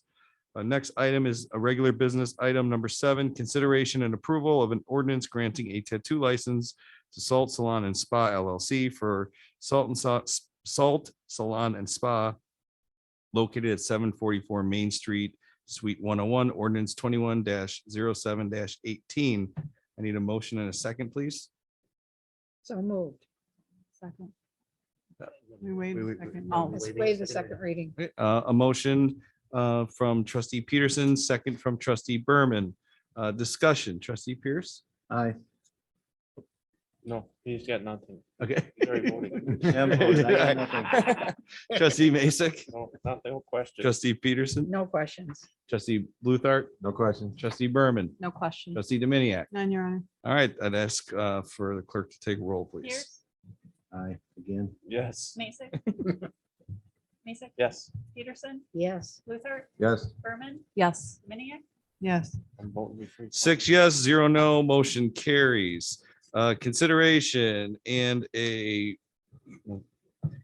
approval of an ordinance amending section 5-1-1 of the municipal code of Antioch regarding weeds and vegetation growth ordinance 21-7-19. I'll need a motion and a second, please. So moved. Second, wait. Waiving the second reading. second, Motion trustee Peterson, second trustee Dominiac. Discussion. Trustee Pierce, No. Mason, Discussion. Nothing. Peterson, trustee comment. Bluthart, Nothing. trustee Berman. No. Trustee Dominiac. none, All right, I'll take, ask for roll to be taken. Pierce, Aye. Mason, Yes. Peterson, Yes. Luther, Yes. Berman, Yes. Dominiac, yes, 6 voting yes, 0 voting no, motion carries. Regular business number 9, consideration and approval of an ordinance amending Title 4, Chapter 4 of the Municipal Code of Antioch regarding peddlers and solicitors, ordinance number 21-7-20. I'd entertain a motion and a second. So moved. wait, Waive- second reading. Waiving second reading. Second. All right, we have a motion from trustee Pierce, a second trustee Bluthart. Discussion. Anything on the right-hand side over here? Nothing Nope. from me. I do. Trustee Mason, Yeah, I thought about this and I think we forgot about the Mary Kay and Avon people that may go to their neighbors' houses that you forgot to write in here. You don't want to put those ladies out of business. Could be guys, gender friendly. But if they're going to their neighbors' doors and they got a small business and they may have a clientele, is that gonna fall into this ordinance? They gotta get a $250 fine each day or fee to go knock on their door because they got them as clientele? If they're in that situation, like Mary Kay or Avon, they're invited into those homes. They're not solicited. Right. They may go, hey, I got your neighbor. If they're soliciting, if they're if they're cold calling, knocking on doors that they don't know, not part of the clientele, that would require solicitors. So this ordinance does not, wouldn't really affect them. I would say the people with existing clientele that are invited into. So I was just thinking that, and I hope that if that situation did come up, I know police have discretion not to hurt the Avon lady. We also don't go after the Girl Scouts. The girls, yeah, I didn't think of the Girl Scouts. For selling the cookies. Boy- We And the Boy Scouts popcorn? yeah, the officers do use discretion. If the kids are raising funds for the baseball team or the band or scouting, Forget about the band too. yeah, we're not that kind of community. That's not how we want to do business. This is really going to be aimed at. What about me selling my Lions Club tickets? Yeah, we'll give you we'll let you slide on that. Get a license. Really, what? No discretion, chief, no discretion. Yeah, we want to basically get the noxious, solicitors be that are trying to, sell you storm doors, storm windows, things like that. Yep. All right. Good point. And trustee Peterson, No comments. trustee Bluthart, No comment. trustee Berman, No comments. trustee Dominiac. How did we come up with the $500 fine per day? It seems pretty high. I don't know. Pardon? It's double the permit fee. Yeah. All right, any other discussion? If not, I would ask for a roll call, please. Pierce, Aye. Mason, Yes. Peterson, Yes. Luther, Yes. Berman, Yes. Minnick, Yes. 6 voting yes, 0 voting no, motion carries. Next is consideration and approval of the annual appropriation ordinance for fiscal year 2021-22, ordinance 21-7-21. I need a motion and a second. So moved, waiving the second reading. Second. Trustee Peterson with the motion, trustee Dominiac with the second. Discussion. Trustee Pierce, None discussion from me. Masek, No. trustee Peterson, No. trustee Bluthart, No. trustee Berman, No. trustee Dominiac. No. No discussion. I ask for the clerk to take a roll call. Pierce, Aye. Mason, Yes. Peterson, Yes. Luther, Yes. Berman, Yes. Minnick, Yes. 6 voting yes, 0 voting no, motion carries. Next item on the agenda is consideration and approval of a resolution awarding a contract to Peter Baker and Sons for the 2021 road program in the amount of $1,110,737.14. Resolution 21-46. I'd look for a motion and a second. So moved. Second. A motion trustee Peterson, second trustee Pierce. Any discussion? Trustee Pierce. I've got two questions. One, can we have, once this is approved and we know which roads we're doing, can we have them published so that the trustees can share it with? They're already on the website? I know, so we can share it with the constituents. Okay, that'd be nice. And then the other question is, I noticed you're like doing Oakwood. And one of the questions I had for you the other day was the possibility of a exploratory program to look at a speed table or something. Would this be the appropriate time to do that? I'm sorry, I couldn't hear what you're asking. The other day I asked about doing a exploratory program or a test pilot program on installing a speed table or a speed hump in a couple of our neighborhoods, Heron Harbors and Oakwood Knolls. And if we're doing the road in Oakwood Knolls, wouldn't it be a time to do it? Especially since it's the main road. I do not think it would be, I mean, ideally, had we done an engineering study and had it designed, had it gone through the traffic committee and been done that way, I would say yes, but none of those steps have happened. So I think we've taken a risk by just willy-nilly throwing a speed table in at a location.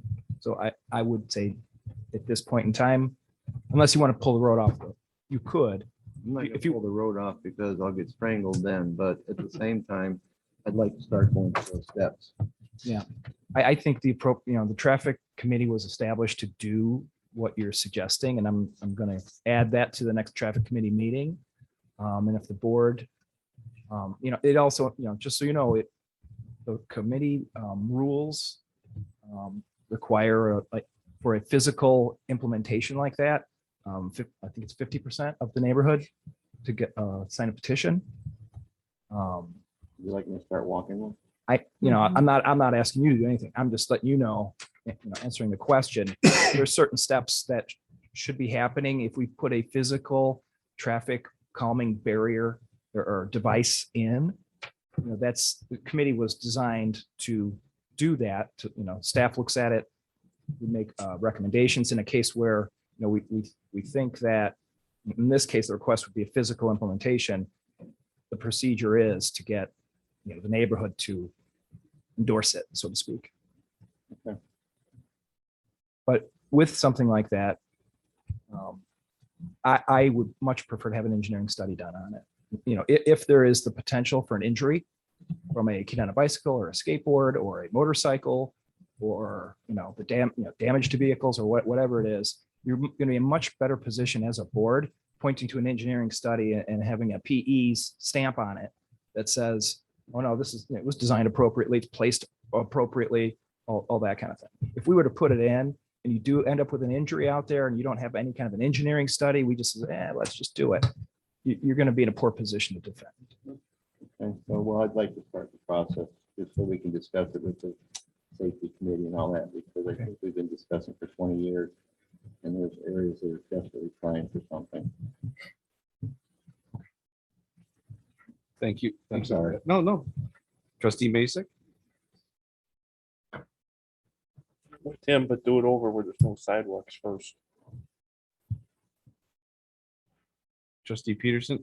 No, Trustee Bluthart? No comment. Trustee Berman? no comment. Trustee Dominiac?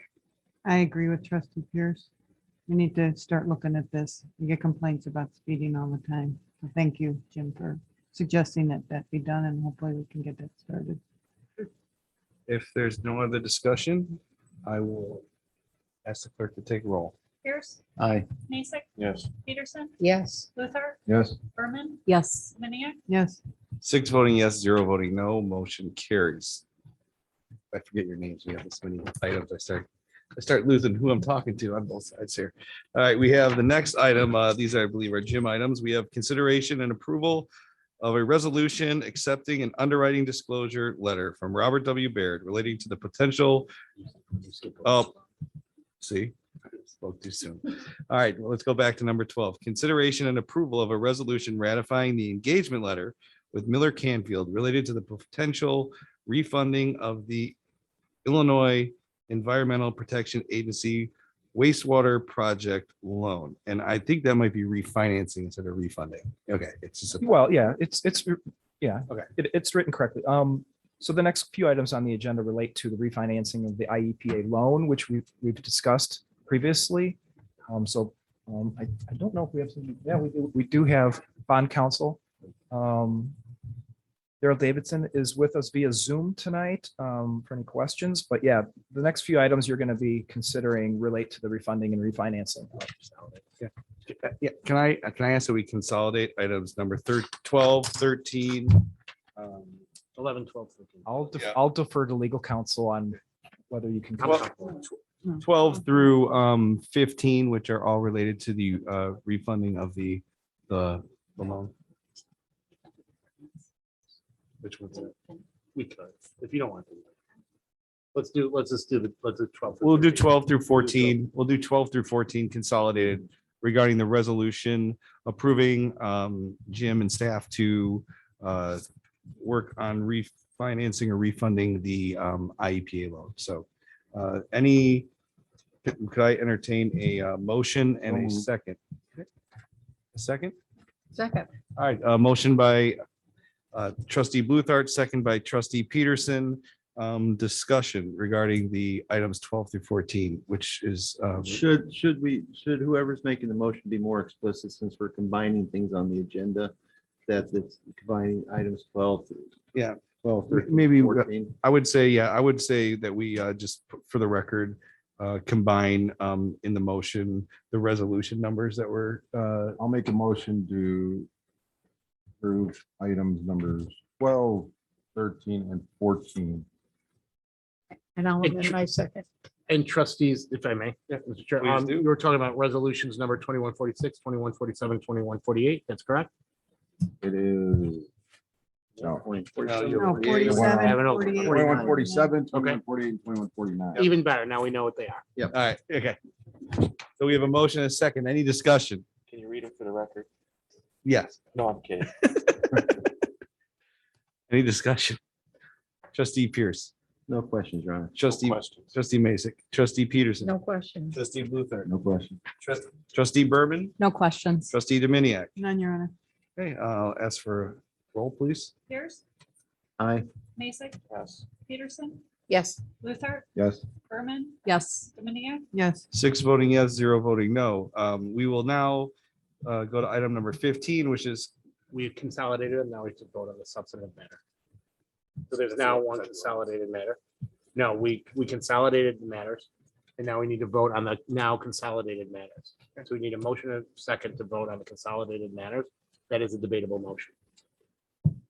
I'll make a motion to vote on the consolidated matters. Second. All right, we have a motion from trustee Bluthart, second from trustee Peterson. I'm assuming no discussion, so I will ask for a roll call, please. Pierce, Aye. Mason, Yes. Peterson, Yes. Luther, Yes. Berman, Yes. Dominiac, Yes. 6 voting yes, 0 voting no, motion carries. All right, number 15, consideration and approval of an ordinance authorizing the issuance of general obligation bonds, series 2021 of the Village of Antioch, Lake County, Illinois, in the aggregate principal amount of not to exceed $9 million to refund the village's outstanding waterworks and sewer revenue bond junior lien IEPA Series 2008 dated April 25th, 2008, and an outstanding loan agreement with the Illinois Environmental Protection Agency, being the L17-0356 loan payable of 2007, ordinance 21-07-22. I get a motion in a second. So move, waiving the second reading. Second. All right, we have a motion from trustee Peterson, a second by trustee Dominiac. Discussion. Trustee Pierce, No questions, Your Honor. trustee Masek, No question. trustee Peterson, No questions, Your Honor. trustee Bluthart, No question. trustee Berman, No questions. trustee Dominiac. No question. All right, I'll ask for a roll call, please. Pierce, Aye. Mason, Yes. Peterson, Yes. Luther, Yes. Berman, Yes. Dominiac, Yes. 6 voting yes, 0 voting no, motion carries.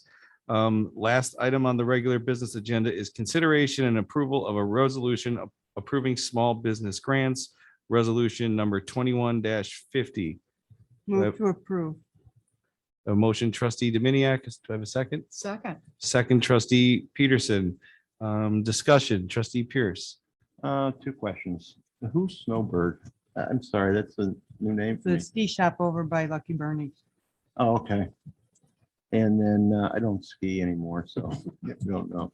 The next question is, can somebody from staff meet with Ken Ipson and discuss why he didn't qualify for this? Excuse me, I can't hear. I'm sorry, can somebody from staff meet with Ken Ipson to discuss why he didn't qualify for this? Because he approached me this weekend and asked me the status of his application. Yes, I can have a discussion with Ken. Okay, thank you. That makes too much money. Any other discussion? Trustee Masek? The only problem with some of these, like trustee Pierce, not knowing who they are, maybe a lot of other people don't know who they are, is I hate giving out constituents money. And 3 months down the road, they're not here. $5,000 is just maybe 2 months rent.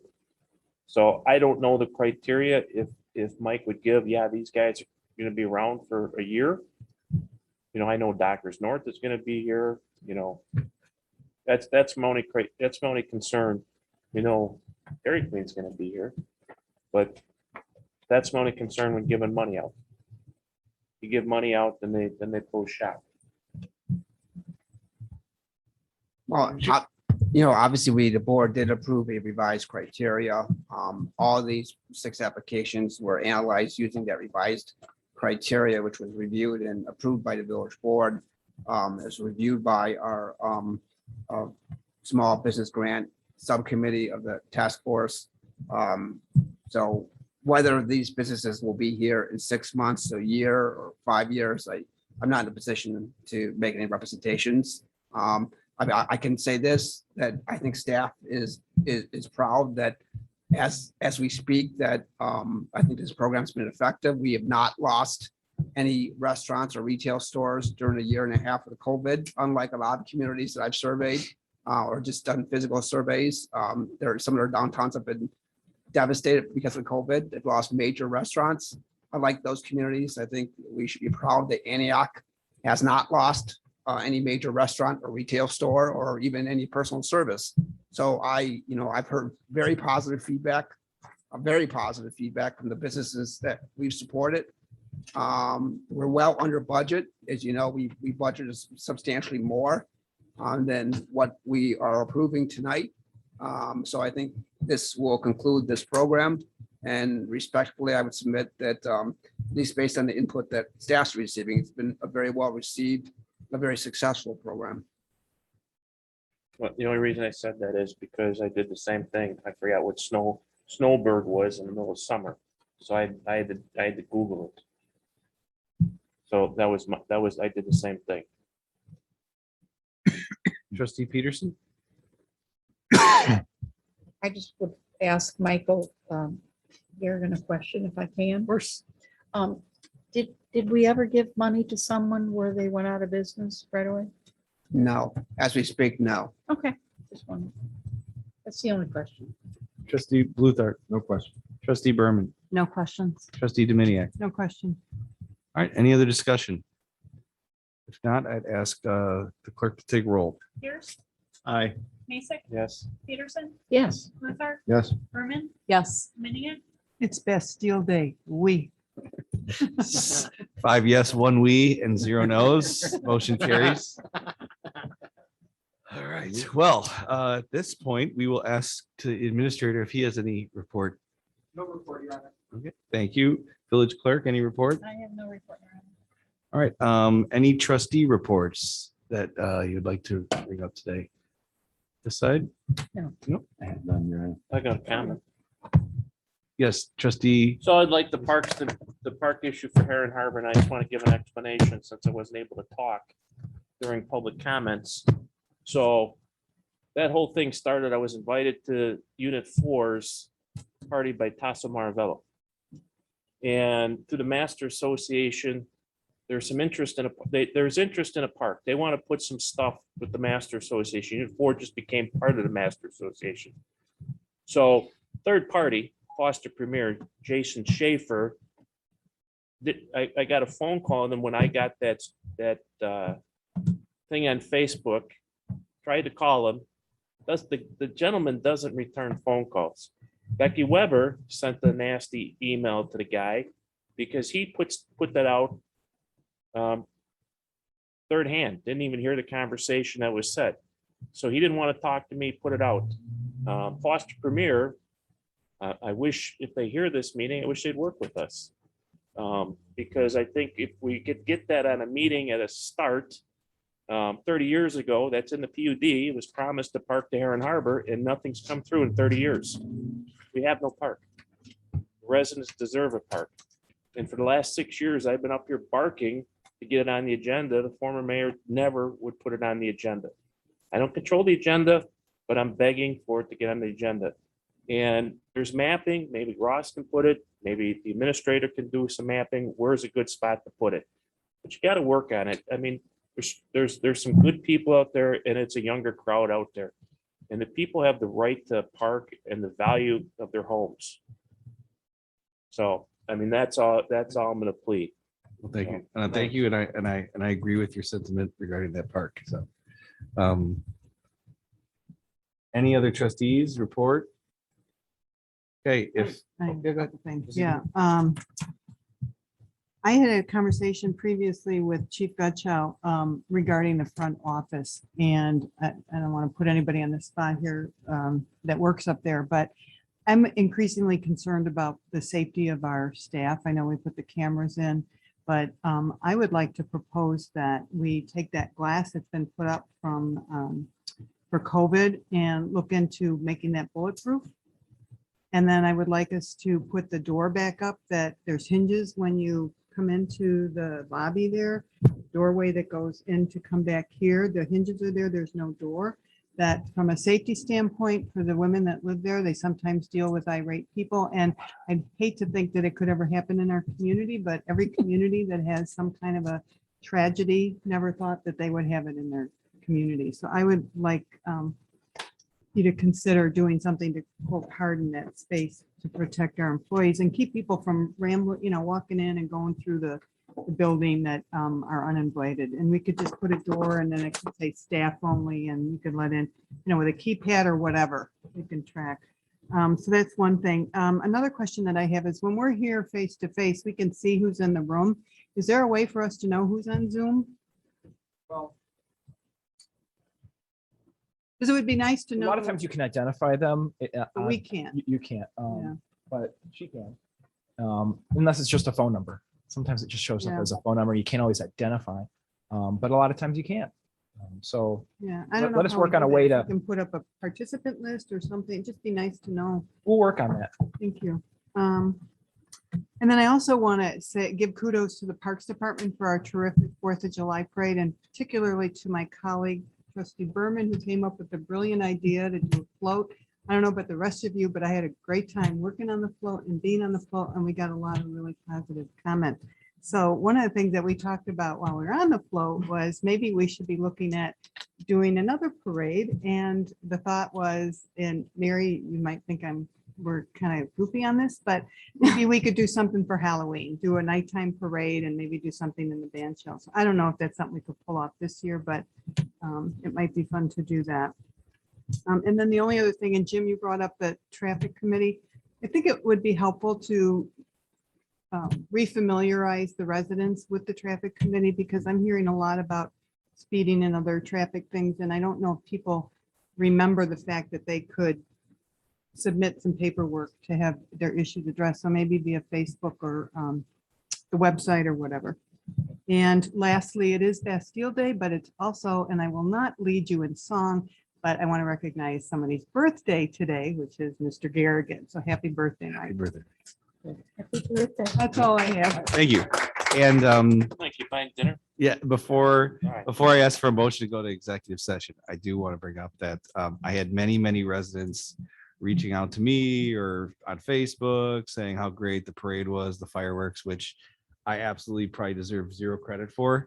It really goes the credit to the park staff, the police, the public works, the fire department, the village staff, the trustees, everybody who puts those wheels in motion prior to me being able to sit up here. So again, I want to thank everybody for putting that together and having a nice event. It was obvious people were ready to get out of the house and have a celebration. So thank you to everybody. And on that note, I would ask for a motion to move to a brief executive session regarding litigation and property acquisition.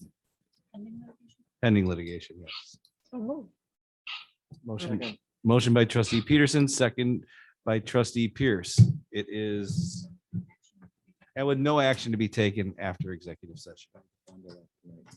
Pierce, Aye. Mason, Mason. Trustee Mason, Yes, yes, yes. Peterson, Yes. Luther, Yes. Berman, Yes. Semenia. Yes. 6 voting yes, 0 voting no. We will move into executive session. Gotta get up.